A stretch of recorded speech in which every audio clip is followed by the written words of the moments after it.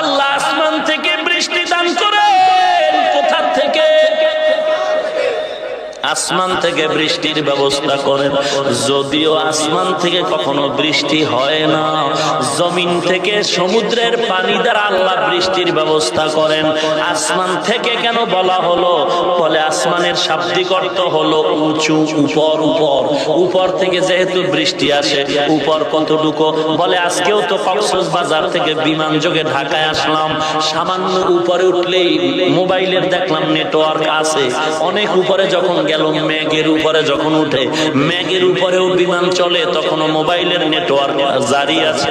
যখন একটু উপরে চলে গেল, তখন দেখা গেল মোবাইলের নেটওয়ার্ক নাই।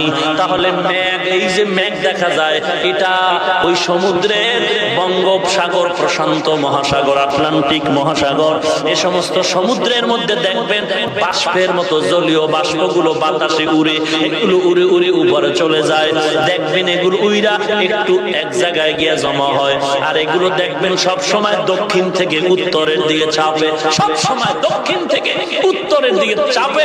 এই জলীয় বাষ্পগুলো যখন বালুর কণার মতো উড়তে থাকে বাতাসে, আকাশের ভেতরে, তখন এইটা একটা রং ধরে, সূর্যের আলো ধরে।